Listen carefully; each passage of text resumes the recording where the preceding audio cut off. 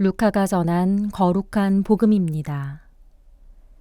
예수님께서 안식일에 밀밭 사이를 가로질러 가시게 되었다. 그런데 그분의 제자들이 밀 이삭을 뜯어 손으로 비벼 먹었다. 바리사의 몇 사람이 말하였다. 당신들은 어째서 안식일에 해서는 안 되는 일을 하오? 그러자 예수님께서 그들에게 대답하셨다. 다윗과 그 일행이 배가 고팠을 때 다윗이 한 일을 읽어본 적이 없느냐? 그가 하느님의 집에 들어가 사제가 아니면 아무도 먹어서는 안 되는 제사빵을 집어서 먹고 자기 일행에게도 주지 않았느냐? 이어서 그들에게 말씀하셨다. 사람의 아들은 안식일의 주인이다. 주님의 말씀입니다. 예수님의 제자들이 바리사이 몇 사람들로부터 비판을 받습니다. 안식일에 해서는 안 되는 일을 했기 때문입니다. 이에 예수님께서 직접 나서셔서 제자들을 두둔하십니다. 사무엘 상건의 다윗 일행의 예를 드시며 아무리 율법 규정이라도 상황에 따라 면제받을 여지가 있음을 말씀하시며 사람의 아들이 안식일의 주인이라는 말씀으로 마무리하십니다. 같은 내용을 전하는 마르코 복음사가는 안식일이 사람을 위하여 생긴 것이지 사람이 안식일을 위하여 생긴 것은 아니다는 설명을 덧붙입니다. 어제 복음에서 예수님의 하느님 나라 복음 선포가 지닌 새로움을 묵상했다면 오늘 복음은 그 새로움이 율법을 어떻게 새롭게 바라보도록 하는지 보여줍니다. 바리사이의 어원이 말해주듯 분리된, 구분된 사람인 바리사이들은 율법의 엄격한 준수를 통해 자신들이 보통 사람과 다름을 자부하였습니다. 그런데 오직 율법 준수에만 치중한 나머지 종교가 존재하는 근본 이유인 인간을 등한시하였습니다.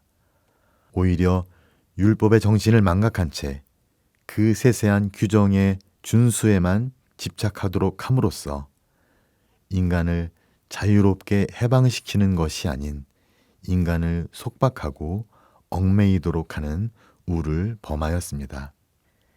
예수님의 복음이 가져다준 새로움은 이처럼 주객이 전도된 관계를 바로잡아 율법이 아닌 인간을 중심에 놓는 것이었습니다.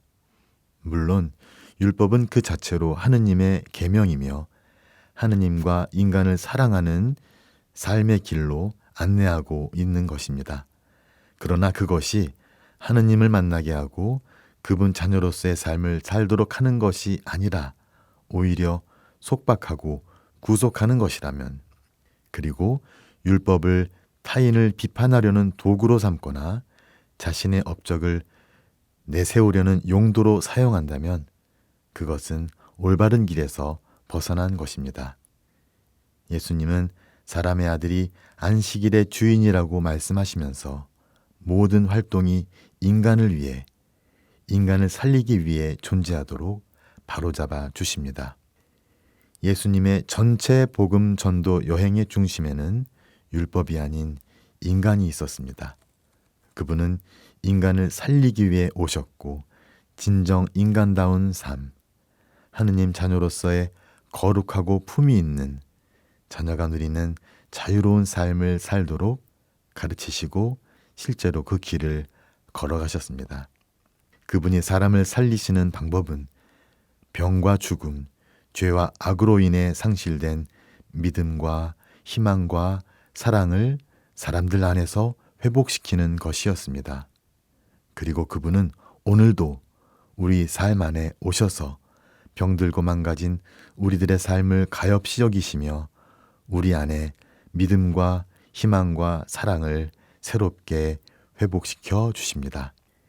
세상 속에서 지치고 멍들고 병이 들어 버렸지만 우리의 삶은 여전히 살만한 가치가 있고 의미가 있습니다.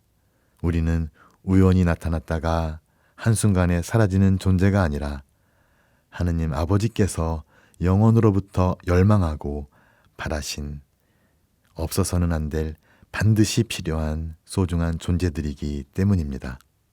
우리 안에 하느님의 모상이 새겨져 있습니다. 오늘 하루의 삶이 하느님의 그 거룩한 뜻에 맞가진 삶일 수 있도록 세례성사로 부여받은 고귀한 품위를 다시 한번 되새길 수 있으면 좋겠습니다.